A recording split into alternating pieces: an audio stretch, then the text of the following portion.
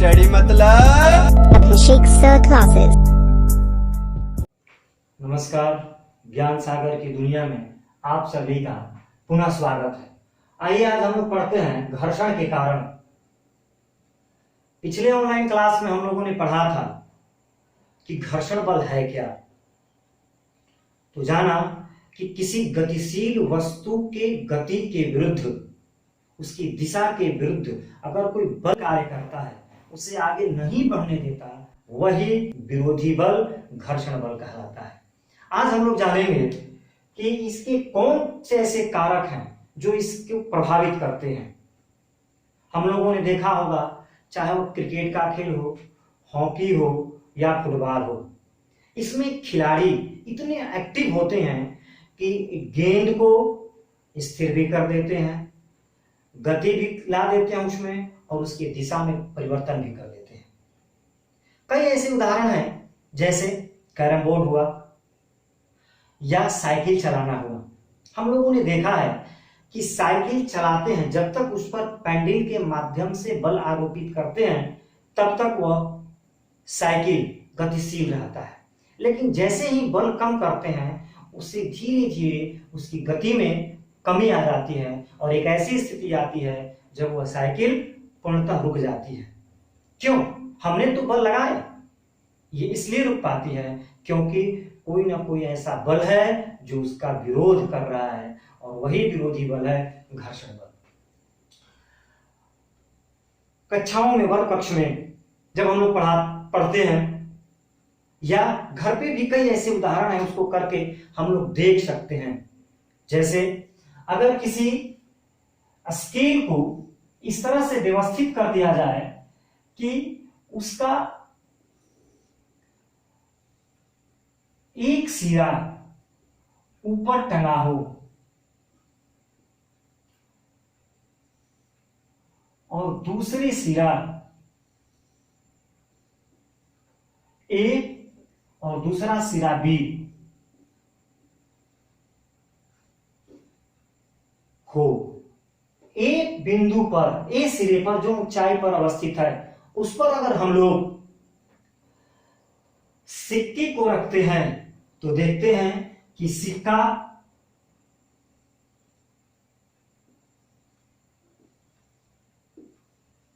धीरे धीरे गति करके, सरकते हुए, लुढ़कते हुए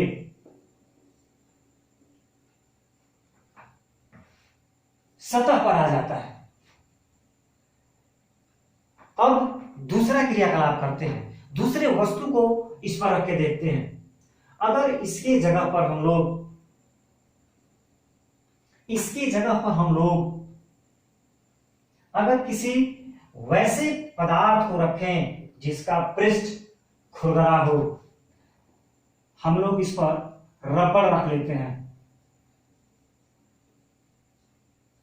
रबड़, तो हम लोग देखते हैं कि यह अधिक दूरी नहीं तय कर पाता है। अगर यहां से यहां तक खिसक के आ जाए, लेकिन वह नीचे तक नहीं जा पाता है। अब इन्हीं दो उदाहरणों पर हम लोग चर्चा कर लेते हैं। दोनों अलग अलग वस्तु हैं। एक सिक्का था जिसकी आकृति गोलाकार थी, और दूसरा था रबड़ जिसकी आकृति आयताकार थी। अब इन दोनों स्थितियों में हम देखते हैं कि क्यों यह सिक्का ए बिंदु से घर्षण करते हुए, लुढ़कते हुए बी बिंदु तक चला जाता है, यहां तक चला जाता है, लेकिन दूसरा यह जो है रबड़, यह यहां से यहीं तक दूरी कर पाता है। इसलिए क्योंकि सारे वस्तुओं की बनावट अलग अलग होती है। इन दोनों की अगर आपस में हम लोग तुलना करें तो इनके पृष्ठों का जब हम लोग अध्ययन करेंगे तो देखेंगे कि रबड़ की तुलना में सिक्के का जो पृष्ठ है वह चिकना है, जिसके कारण आसानी से फिसलते हुए, लुढ़कते हुए बी बिंदु पर चला आता है। लेकिन इसकी तुलना में यह रबड़ का जो टुकड़ा है उसके पृष्ठ खुरदरे होते हैं, जिसके कारण वह आसानी से यहां तक नहीं पहुंच पाता है, फंस जाता है। प्रत्येक पृष्ठ में, वस्तुओं के पृष्ठ में कुछ न कुछ गड्ढे होते हैं और उन गड्ढों में ये फंस जाते हैं, जिसके कारण एक स्थान से दूसरे स्थान तक नहीं जा पाते हैं। दूसरी बात अनियमितता होती है। अगर इन दोनों वस्तुओं को लुढ़काते हैं, सरकाते हैं, तो इनके बीच अनियमितता कार्य करता है, जो आसानी से इस वस्तु को अपने पृष्ठ पर फिसलने नहीं देता है। दूसरा उदाहरण भी देख लेंगे हम लोग। जैसे हमारे घरों में अगर कोई बक्सा है, बक्सा, और उस बक्से को हम लोग कमानीदार तुला के माध्यम से खींचते हैं, तो देखते हैं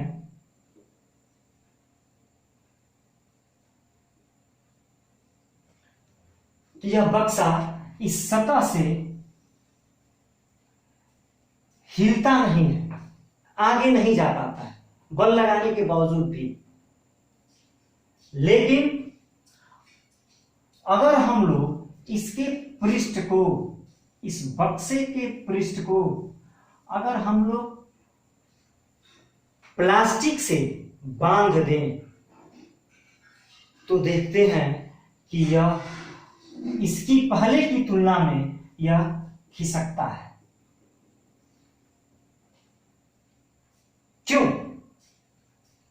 या अगर इस सतह पर हम लोग स्नेह का छिड़काव कर दें, तेल का छिड़काव कर दें, ग्रीस, मोबिल लगा दें, तो थोड़े से भी बल आरोपित करने पर यह बक्सा अपने स्थान में परिवर्तन कर देता है। क्यों? इसलिए कि दोनों सतहों के बीच जो संपर्क हो रहा था, जहां घर्षण बल, विरोधी बल का मान अधिक हो रहा था, तब हमने तेल, स्नेहक या प्लास्टिक के टुकड़े से उसके मान को कम कर दिया, जिसके कारण वह आसानी से एक दूसरे के पृष्ठ पर फिसलना प्रारंभ कर दिया, कम बल आरोपित करने पर भी। जैसे कैरमबोर्ड में जब खिलाड़ी खेलता है, स्ट्रक के माध्यम से गोटियों को मारता है, तो खेल के दरमियान खेलते खेलते वह स्ट्रीकर से मारने पर जो होते हैं गोटियां, वह अधिक दूरी नहीं तय कर पाती है। मतलब यह हुआ कि उनके बीच बार बार आने और जाने के कारण उनका पृष्ठ खुरदरा हो गया। तब खिलाड़ी पाउडर का छिड़काव करके और उसके पृष्ठ को चिकना कर देता है, और कम बल आरोपित करने पर भी वह अधिक दूरी तय करता है। इसके बाद हम लोग देखेंगे कि जब चलते हैं हम लोग, उस समय भी घर्षण कार्य करता है। या साइकिल की बनावट, साइकिल के चक्के की बनावट गोलाकार होती है। जितनी भी गाड़ियां हैं उनमें चक्कों की आकृति गोलाकार होती है। प्राचीन समय में जब हम लोग का इतना विकास नहीं हुआ था, सभ्यता के प्रारंभ में, उस समय जंगली जानवरों को पकड़ के लकड़ियों पर बांधकर सामानों को धोया जाता था। उस समय केवल लकड़ियां चपटी होती थी, तो चपटा होने के कारण जब उनको खींचा जाता था तो अधिक बल लगाना पड़ता था। लेकिन धीरे धीरे हम लोगों ने विकास किया और हम लोगों ने विकास करके ऐसे वस्तुओं का निर्माण किया, ऐसे पदार्थों का निर्माण किया, ऐसे यंत्रों का निर्माण किया और उनको इस आकृति में बनाया ताकि कम बल आरोपित करने के बावजूद भी वह अधिक दूरी तय कर सकें, गतिशील अधिक समय तक रह सकें। जैसे सबसे अच्छा उदाहरण है साइकिल। साइकिल का चक्का जो होता है, यातायात में चलने वाले जो चक्के होते हैं वह गोले होते हैं, इसलिए कि वह कम बल लगाने पर भी अधिक दूरी तय कर ले। इसके बाद हम लोग आते हैं कि देखा है हम लोगों ने कि घर्षण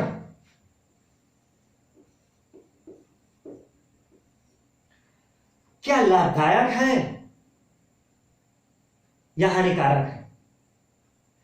तो पहले हानि वाले पर हम लोग चर्चा कर लेते हैं। हानिकारक है?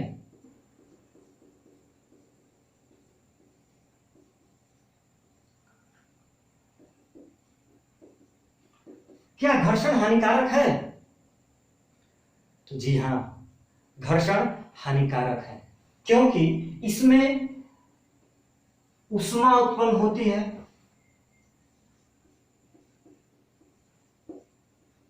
ऊष्मा, और इसमें बल का ह्रास होता है।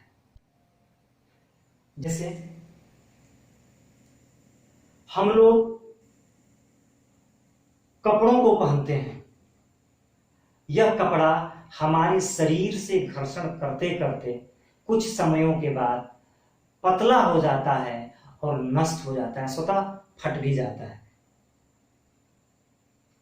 यातायात के साधन की बात कर लें। यातायात में जितने भी कल पुर्जे हैं वह एक दूसरे पर रगड़ खाते हैं, और रगड़ खाने के बावजूद वह धीरे धीरे घिस जाते हैं और नष्ट हो जाते हैं। घर्षण का उदाहरण है चप्पल। हम लोग पहनते हैं, चप्पल भी अगर हम लोग पहनते हैं तो पहनने के बावजूद देखा होगा हम लोगों ने कि वह धीरे धीरे वह समाप्त हो जाता है, घिस जाता है, और एक ऐसी स्थिति आती है जब चप्पल को हम लोग बाहर निकाल के फेंक देते हैं।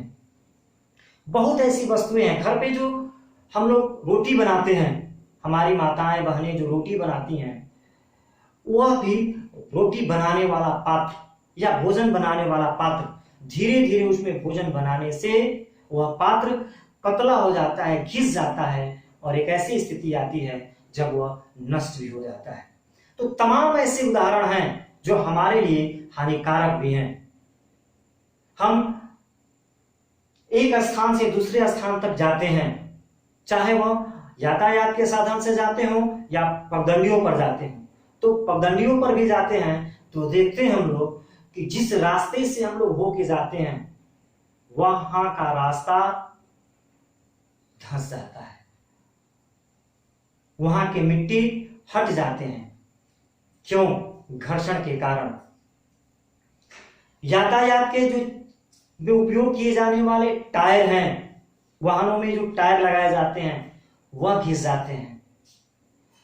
इसलिए इसमें धन की भी हानि है, धन का भी अधिक व्यय है और ऊष्मा का भी व्यय है। कोई वस्तु चलते चलते, जैसे हम लोग हैं, अगर हम हैं तो दौड़ते दौड़ते एक ऐसी स्थिति आती है जब हमारे शरीर का तापमान बढ़ जाता है और हमारे ऊर्जा का क्षय होता है। ठीक उसी प्रकार यातायात के साधन जो हैं वह भी जब चलते हैं तो चलने के दरमियान उनके टायर, उनके इंजन गर्म हो जाते हैं। इस क्रिया में वह ऊष्मा का भी क्षय होता है और जो उसके पार्ट्स हैं वह भी घिसते हैं। सबसे अच्छा उदाहरण है पाठशालाओं में जब हम लोग पेंसिल का उपयोग करते हैं, ब्लैक बोर्ड का उपयोग पर पेंसिल के माध्यम से लिखते हैं तो पेंसिल घिसता है, यह हमारा क्षय हुआ। जैसे हम इसका उपयोग कर रहे हैं इसका, तो यह घिस के श्याम पट पर, यह घिस रहा है श्याम पट पर, या इसके अंदर जो इंक है वह समाप्त हो रहा है और यहां लिखावट प्रदर्शित हो रहा है। लेकिन इसके इंक का समाप्त होना हानि, क्षय को दर्शाता है। अगली बार जब हम इसका यूज करेंगे तो इसमें हमको इंक लगवाना पड़ेगा, डालना पड़ेगा, अर्थात इसमें धन की हानि हुई। और यह पदार्थ भी घिसता है। कुछ समयों में ऐसा भी हो सकता है कि इसको हमें दूसरा इसका उपयोग करना पड़े। आइए इसके बाद देखते हैं कि घर्षण लाभदायक कैसे है।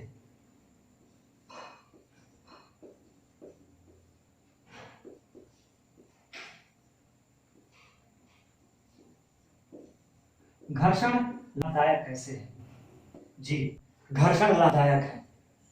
इसकी ही बात करें हम लोग, अगर हम अपने विचारों को व्यक्त करना चाहते हैं, हम अपने विचारों को आप तक पहुंचाना चाहते हैं, तो कैसे व्यक्त कर पाएंगे?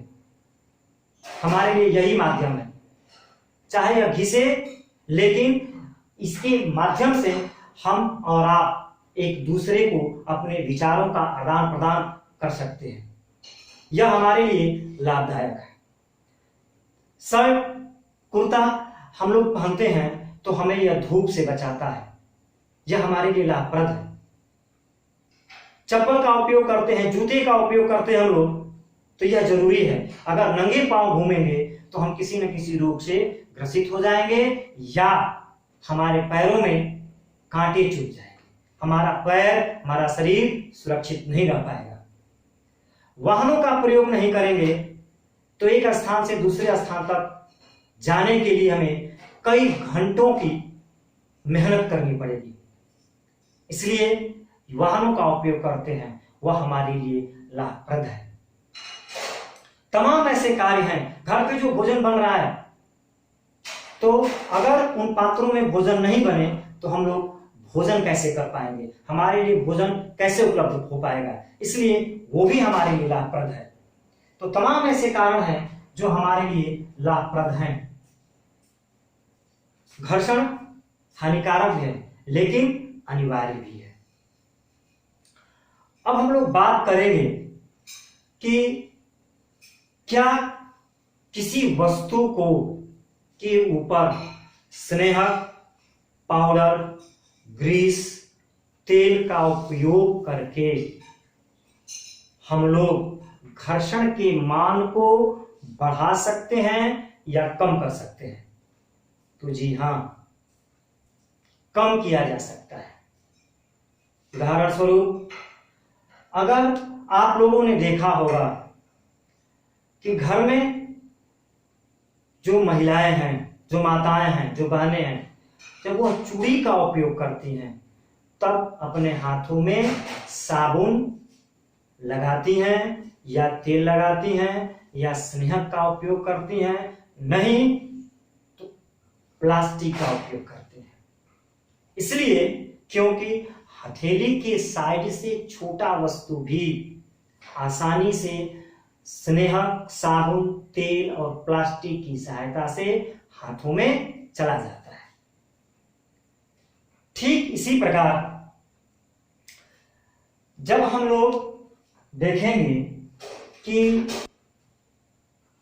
गाड़ियों के अंदर जो ट्यूब और टायर लगाए जाते हैं, तो टायर को निकालने के लिए जो व्हीकल होता है, जो लोहे का गोलाकार होता है जिसके ऊपर से ट्यूब और टायर लगे होते हैं, उसको निकालने के लिए भी तेल और ग्रीस का उपयोग करना पड़ता है।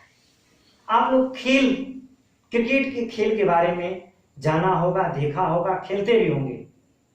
क्या आपको पता है कि बैट के हैंडल में जब रबड़ लगाने की बारी आती है तब हम लोग कैसे लगाते हैं या खिलाड़ी कैसे लगाता है? तो उस समय भी उसमें हैंडल में तेल, घी या स्नेहक का उपयोग करके हम लोग उसके अंदर रबड़ को लगा लेते हैं ताकि आसानी से वह प्रवेश उसमें कर जाता है। इसके बाद हम लोगों ने देखा होगा कि स्थैतिक घर्षण बल और सर्पी घर्षण बल क्या है।